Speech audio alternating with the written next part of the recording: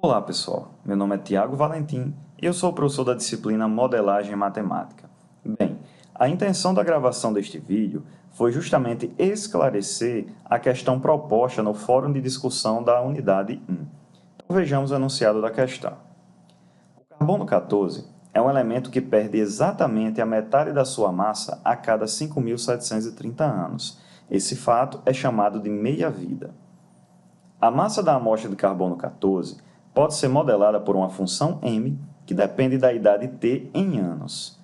Supondo que a massa inicial de uma amostra de carbono 14 é de 600 gramas, determine a massa dessa amostra para tempo igual a 1, tempo igual a 2 e tempo igual a 3 anos. Ok, pessoal, por que eu resolvi gravar este vídeo? Porque alguns alunos eles não souberam interpretar o que esta questão afirmou quando trabalha com a definição, digamos assim, de meia-vida. Então, para esclarecer isso, eu vou trabalhar com uma massa genérica, mas vou fazer menção aos 600 gramas no desenrolar da solução. Então, vamos lá. Solução. Considere M0 a massa inicial de uma amostra de carbono 14. Após 5.730 anos, que é justamente uma meia-vida, o que teremos?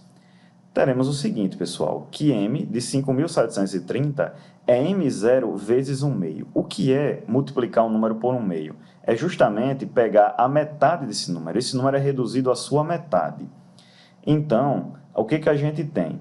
Se a massa fosse 600 gramas, então teríamos 600 vezes 1 meio, ou 600 sobre 2, é equivalente, que daria 300 gramas. Então, a massa do carbono 14 só se reduz a 300 gramas após 5.730 anos. E alguns alunos colocaram que isso era observado após um ano. Isto foi feito de maneira equivocada, pessoal. Já já eu vou esclarecer isso com mais detalhes. Então, vamos lá. Após mais um período de 5.730 anos, ou seja, 11.460 anos, o que a gente vai ter? A gente vai ter mais um período de meia-vida.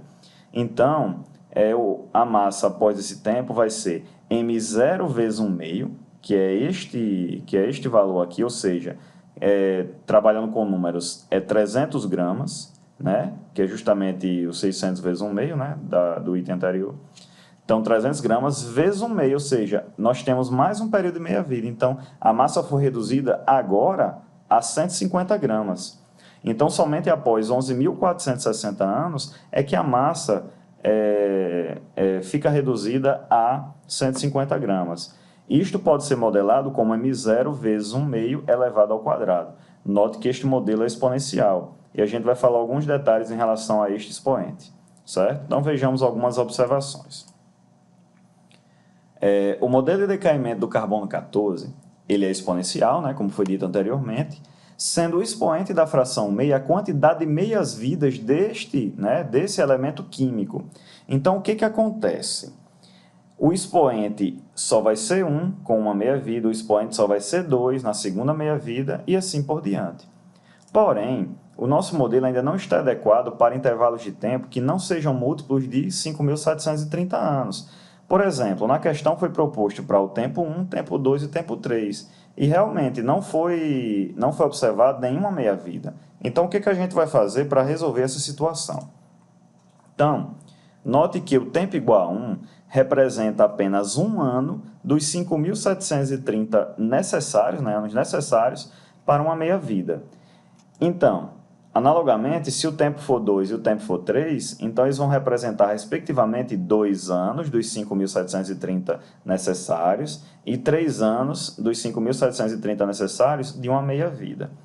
Então, pessoal, para m0 igual a 600 gramas, que é o que a questão propôs, e o tempo pertencente ao conjunto 1, 2, 3, a gente vai fazer o tempo para cada um desses três elementos, o que tem? O que a gente tem, que o m após um período de meia-vida vai ser, o m para um ano vai ser 600 vezes 1 meio elevado a 1 sobre 5.730, que isso dá aproximadamente 599,93 gramas.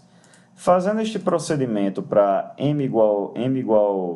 m de 2 e o m de 3, a gente vai ter 599,85 gramas e 599,78 gramas, respectivamente. Então, de maneira geral, o decaimento de uma amostra de 600 gramas de carbono 14 é dado pela função m dos reais. Esse conjunto aqui dos números reais, ele pode ser zero, ele pode ter o termo zero, ele não pode ser negativo, né? E os demais números são positivos, certo? Então, a gente está aqui com os reais não negativos. E vai até os reais o quê, pessoal? Positivos, certo? Por quê? Porque o zero não pode, a gente sabe que numa função exponencial com esse formato aqui, ele nunca vai ser zero, né?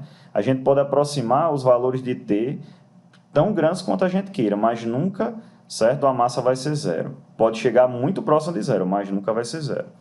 Então, o modelo final vai ser m de t igual a 600, mas se você quiser trabalhar com m0, pode ser, vezes 1 meio elevado a t sobre 5.730, sendo t o tempo em anos. Então, agora o nosso modelo está completo. Então, como é que fica a interpretação gráfica?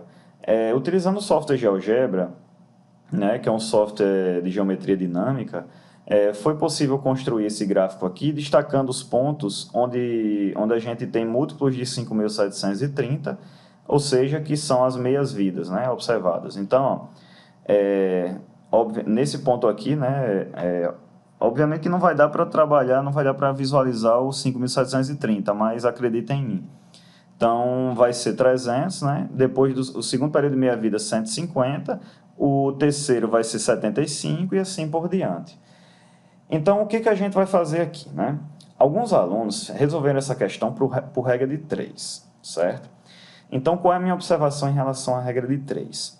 Realmente, quando a gente está trabalhando com tempos muito próximos, a gente pode ter uma aproximação linear, mas notem, é uma aproximação. E aqui a gente tem um modelo exato. E outra coisa, este modelo exato, ele vale, né, como foi dito, para qualquer intervalo t, para qualquer momento t, certo? Ao longo dos anos. Ou seja, na próxima unidade vocês vão ver que, dado um tempo, dado uma massa, a gente vai conseguir o tempo t utilizando a função inversa, que é justamente o quê? A função logarítmica. Isso vai ser visto agora no ciclo 2. Então, para justificar um pouco melhor, ou para ter uma interpretação geométrica disso, eu vou fazer uma simulação aqui no GeoGebra, certo? Vamos lá. Então, está aqui a nossa função. Então, eu vou colocar os 3 pontos, né? Tempo 1, 2, 3, praticamente ficou sobreposto. E eu vou colocar um segmento de reta que une o tempo 1, né, o ponto que representa 1, até o ponto que representa 3. Ó, vocês podem observar que está justamente os valores que foram obtidos, né, que foram mostrados na nossa apresentação. Então, vou começar a aproximar, certo, para esses pontos aqui. Certo? Por enquanto, dá nem para ver a reta, né? Mas aí, quando a gente vai aproximando, né, ó, percebemos que a reta fica praticamente sobreposta, né? Mas a gente ainda vai aproximar mais, então vai ver que o modelo ele não é uma reta, né? Ele não é modelado por uma reta, mas claro, é muito próximo, é muito próximo. Por isso que as respostas dos alunos que obtiveram por regra de 3 chegou muito perto do que a gente propôs. Olha aqui, pessoal. Realmente, ó, não coincide, mas o zoom foi muito grande. Então, por isso que os alunos conseguiram uma aproximação razoável. Agora, claro, se eu tivesse trabalhado com uma questão que exigisse o tempo para períodos mais distantes entre si, aí sim a gente teria problema, né, em relação à regra de 3. Então, pessoal, é isso. Muito obrigado. Queria destacar que isso é utilizado para datar fósseis, né? E justamente o que vai ser utilizado é a função inversa, que vai ser visto, né, como já foi dito anteriormente, no nosso ciclo 2. Ok, pessoal?